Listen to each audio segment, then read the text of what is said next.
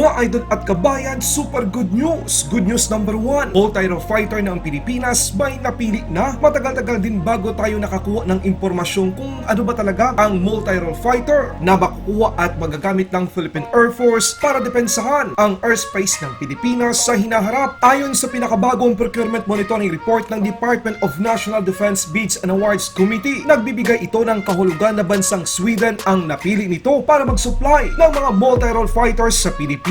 Wow na wow! Isang patunay na simple lang kung gumalaw ang Pangulong Marcos Jr. Pero naririnig niya tayo na kailangan na natin ng mas malakas na eroplanong mandirigma para sa seguridad ng mga Pilipino. Good news number 2, aba panalo dahil isang drone ibinigay sa Philippine Coast Guard. Mas mapapawaw kayo dahil ang hybrid vertical takeoff and landing drone ay dinevelop ng mga Pilipino. Yan ang ating balitang pag-uusapan dito lang sa Good News Philippines. Huwag kalimutang i-like ang video, mag-subscribe. Mabilis lang ito, promise!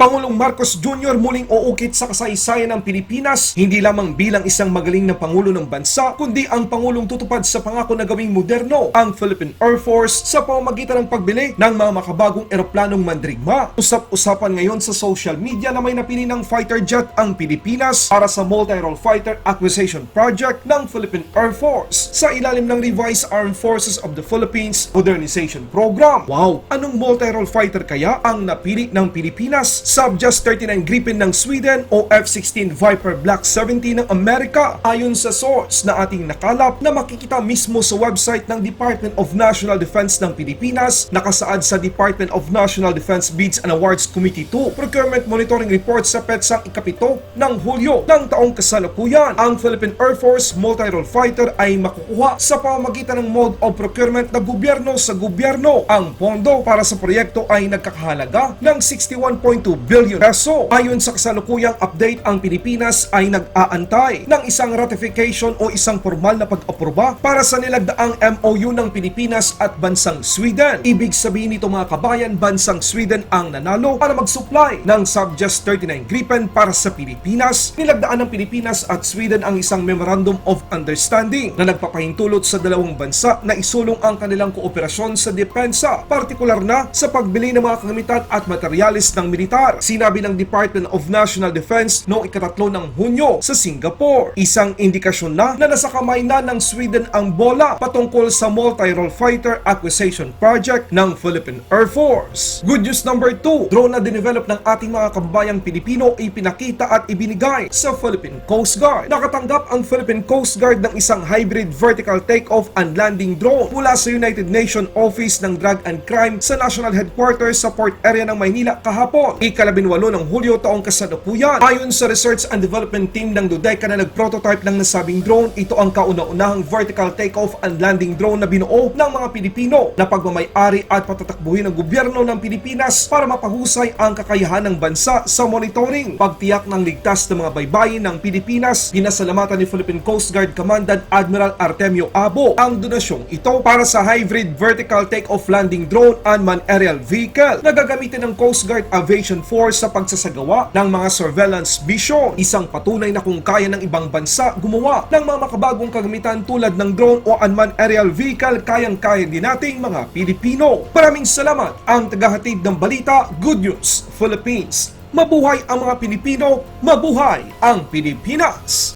Laban Pinas!